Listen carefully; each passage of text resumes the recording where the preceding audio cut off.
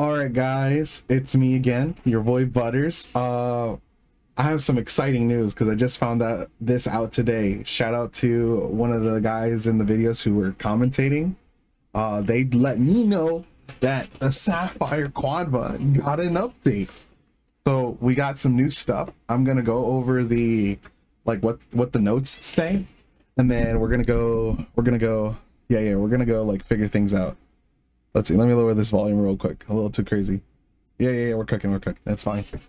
Oh my god, guys, I've been wanting this since like we first got it, and it's been only a month since people who first did the pre-orders got this controller publicly available, and we've they were quick and they kind of dropped it really fast.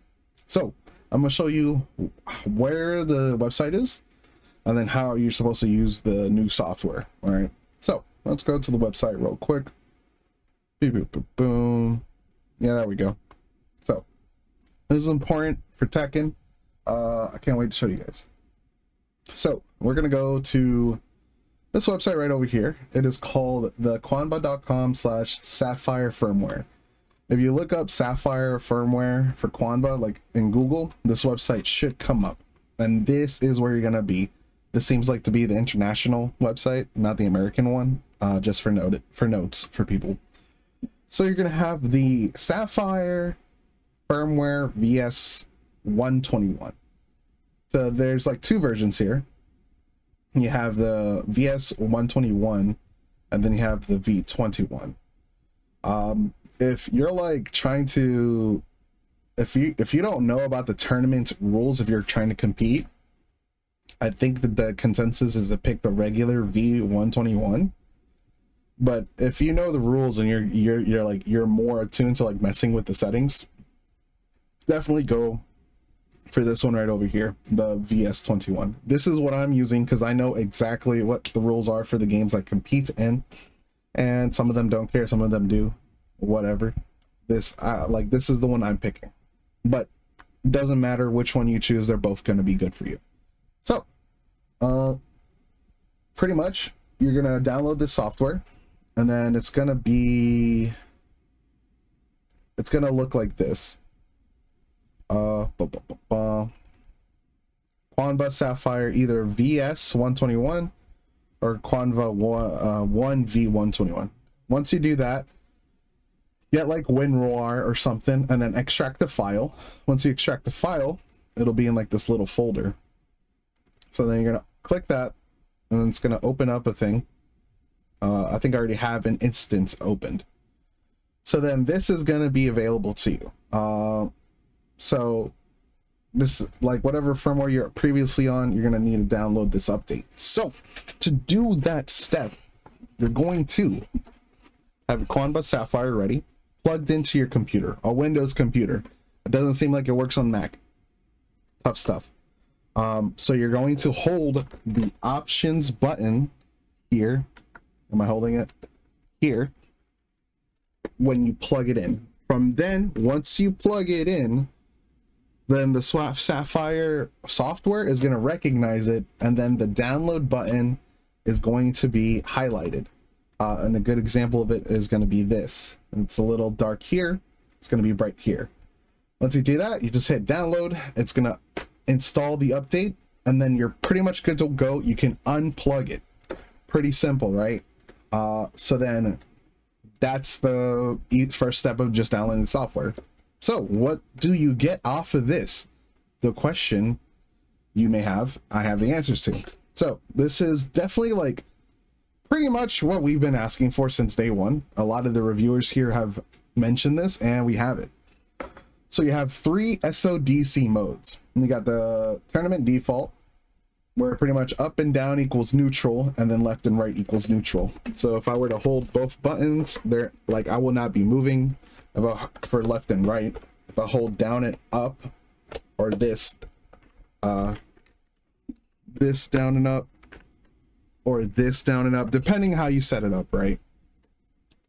If you go up and down at the same time, it's not going to move. Then you have up priority. This is for the anime gamers like Melty Blood, Under Night, and Guilty Gear. Those are like the big ones off at the top of my head. Blaze Blue, my goats. This is up and down equals up, and then left and right equals neutral. The up is important because you can fuzzy block a lot easier during your defense. This is great for Guilty Gear. This is great for Blaze Blue. This is great for Melty Blood. You want to use that. The tournament mode, where it's left and right neutral, up and down neutral, like this top one right here, that's for like Tekken and Street Fighter. There's great uses for this SODC mode there. Then you have last input override. I think technically this one is like the least legal mode available. Like a lot of this just doesn't, this just doesn't work for a lot of tournaments. So if you're kind of just having fun online and you're not really trying to like worry about rules, you're not doing tournaments, you can check this out or check out these other ones. Up to your discretion there. So that's simple. The instructions are pretty easy. You plug in the controller and then you hold the specific direction to what SODC you need. So if I'm playing Guilty Gear and I signed up for a tournament and I got to do the up equals up, up and down equals up, I plug in this controller, but I'm always holding up. So either it's this button or this button, depending what mode that you have it set as. So then you plug it in while holding the button. Then from there, the SODC should work. You go to your button test settings and then that should work. I personally use the tournament mode where everything is neutral if you hit both of the buttons at the same time. So that's one thing. Second thing is mapping multiple buttons to the same function. So what does that mean, guys? This is what I've been wanting. You could basically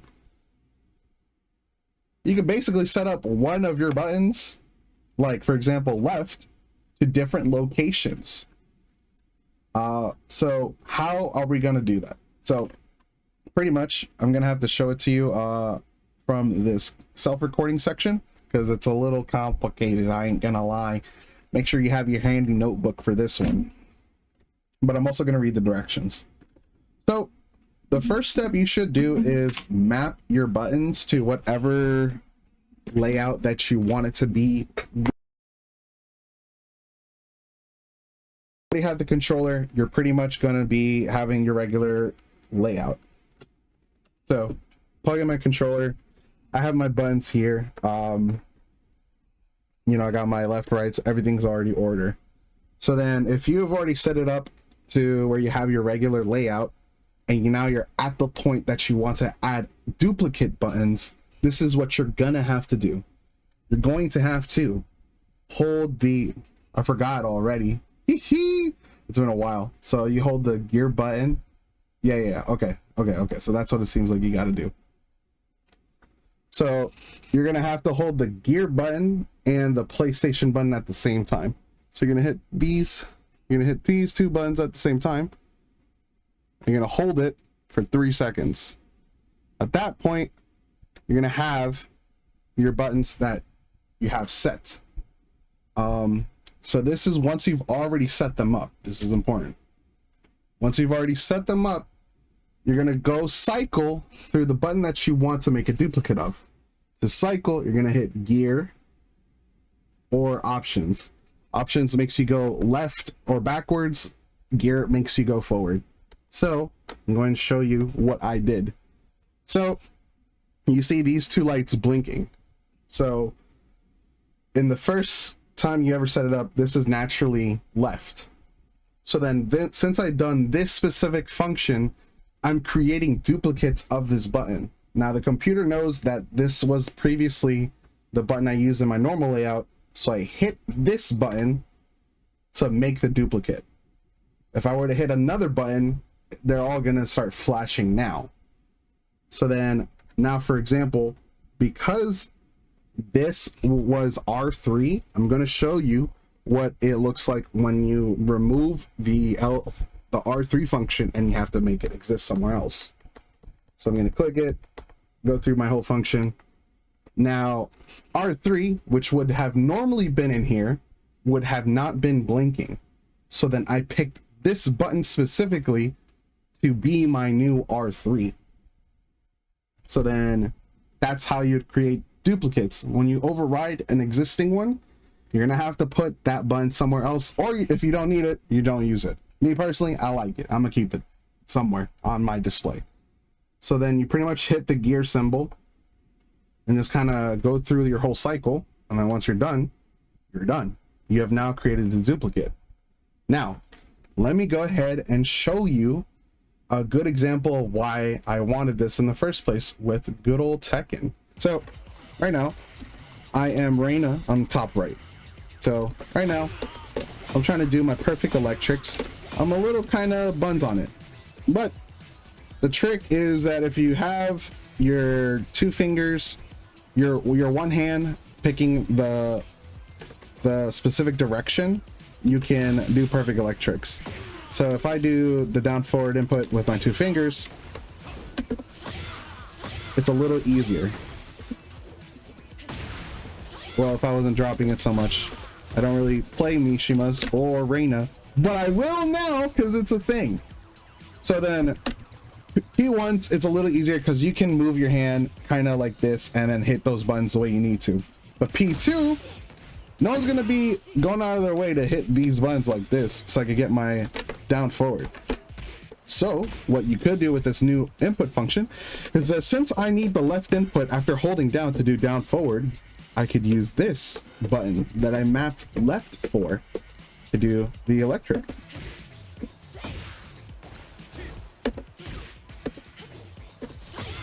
There we go. So you see, because I'm using my thumb and my finger of my right hand and not using two hands, it's a lot more consistent for me to do perfect electrics on the right side. Now I could be wrong on this detail, but based off my other friends who competes, this is legal to do. This is legal to do. For Tekken World Tour stuff, this is legal. And Reina, you definitely need to do your perfect electric kicks. So you can do it like this with my right hand here.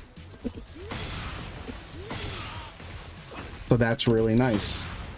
Now, so I have that map as that direction. I also have, what do I have?